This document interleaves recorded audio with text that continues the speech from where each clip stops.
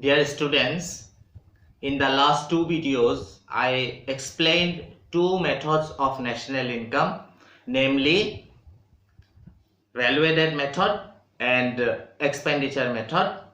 Today, I will be talking about income method of national income, which is third and final method of measuring national income. So let us begin.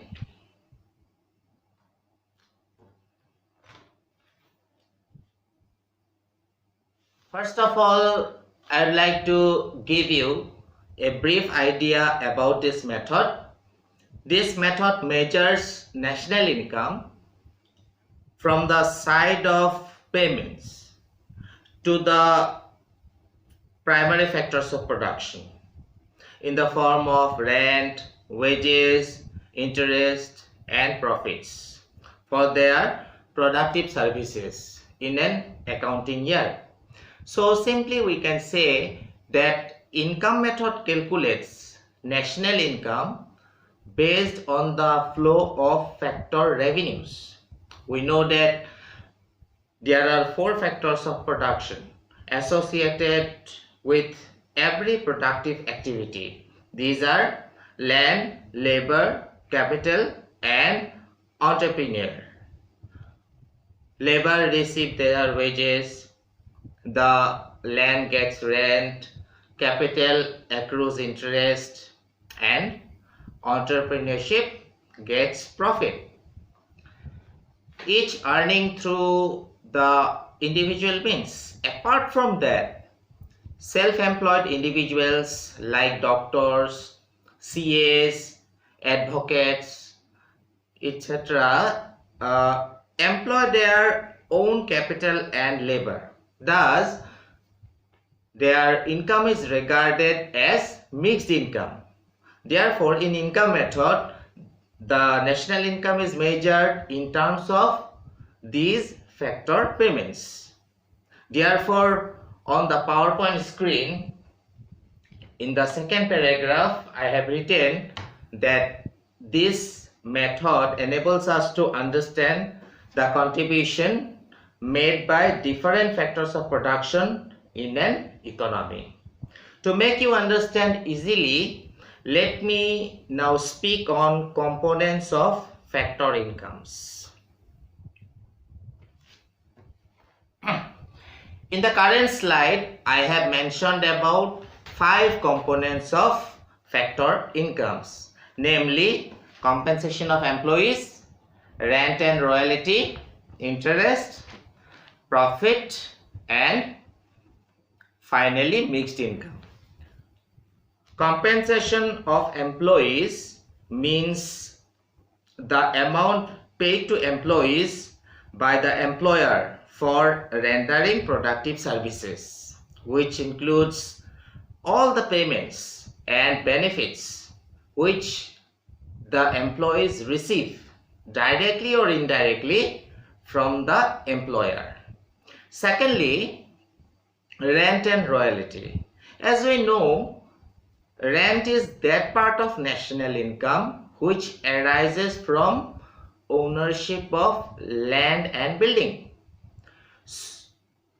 Rental income includes both actual rent, rent of let out land, as well as imputed rent, rent of self-occupied properties. Thirdly, I have mentioned about interest. Simply speaking, interest refers to amount received for lending funds to a production unit. It includes both actual interest as well as imputed interest provided by the entrepreneur. Interest income includes interest on loans taken for productive services only. Next component is profit. Profit is the reward to the entrepreneurs for his contribution to the production. It is the residual income which an entrepreneur earns after paying all other factors of production. Next, the final component is mixed income. Mixed income arises from productive services of self-employed persons whose income includes wages, rent, interest, and profits. And these elements cannot be separated from each other. Say, for example, income of a doctor running a clinic at his residence. I hope you all have understood by now. Students, income method is a very sensitive method of calculating national income. So, a number of precautions we have to take before we go for it. My next slide will show you the precautions.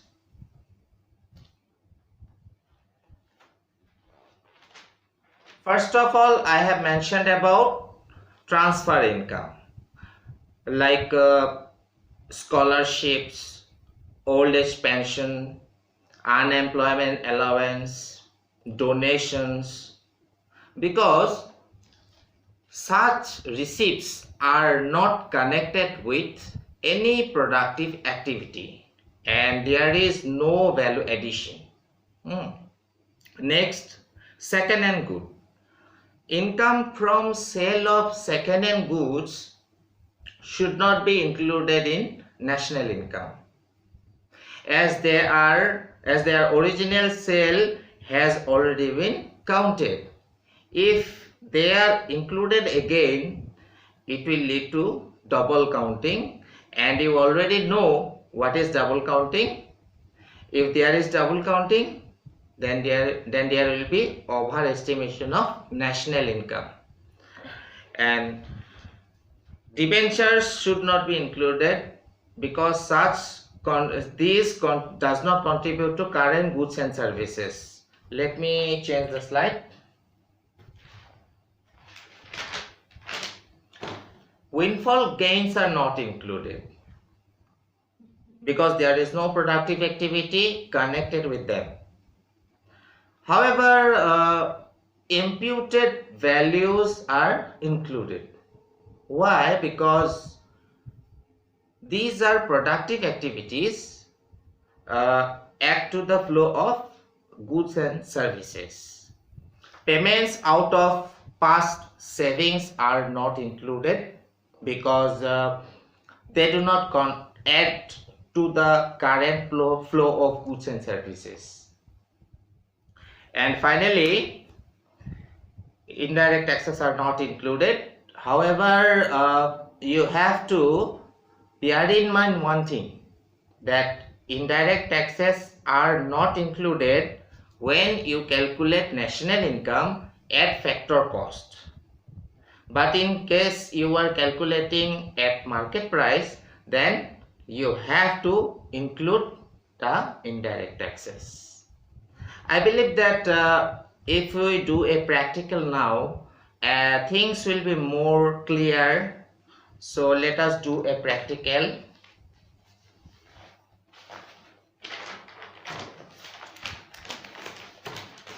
On the screen you can see a question asking us to calculate GNP at factor cost by the income method.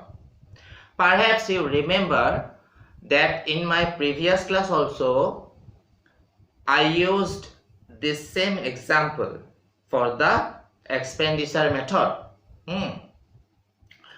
Let me spell out the details of the question. Private final consumption expenditure rupees 1000 crore. Net domestic capital formation rupees 200 crore. Profits rupees 400 crores. Compensation of employees rupees 800 crores. Let me change the slide. Rent rupees 250 crores. Government final consumption expenditure rupees 500 crores. Consumption of fixed capital rupees 60 crores. Interest 150 crores. Remaining portion of the question is on the next slide.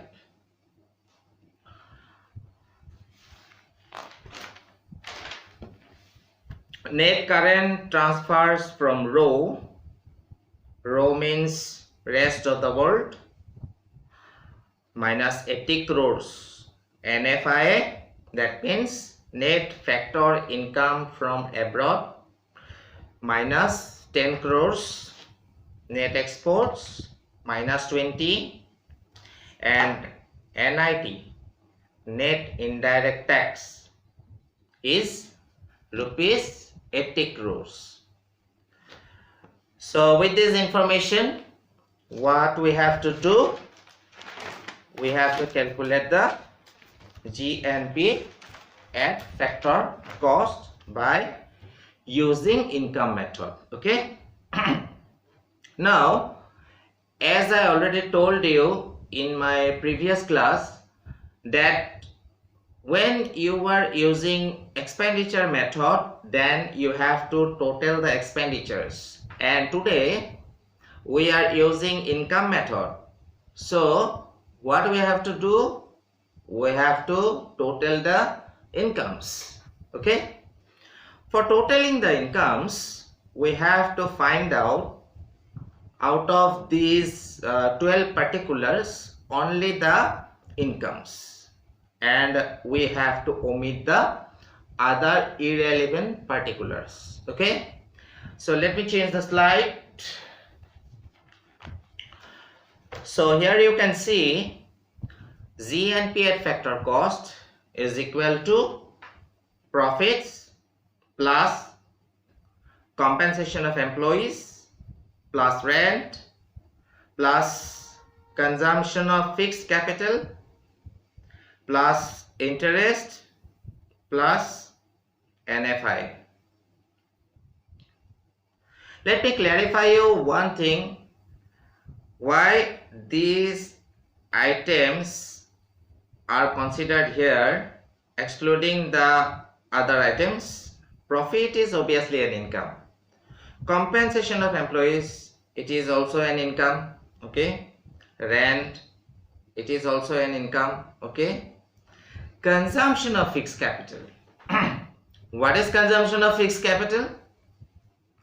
It is nothing but the depreciation. Now you must be thinking that is depreciation income? See one thing, here we are calculating GNP at factor cost. Okay, so we have to consider the depreciation or consumption of fixed capital. If we do not, then it will not be GNP at factor cost, it will become NNP at factor cost. Why? Because if you do not consider depreciation, the gross value will become net value. Next, interest we have already considered, obviously it is an income. Then NFI, net factor income from abroad, it is a factor income. So by totaling all these, finally we got the answer rupees 1650 crores. If you remember, in my previous class also, when I taught you the expenditure method using the same example, we got the same answer, that is 1650 crores. So now I am concluding my lecture session. Thank you so much. Have a good time.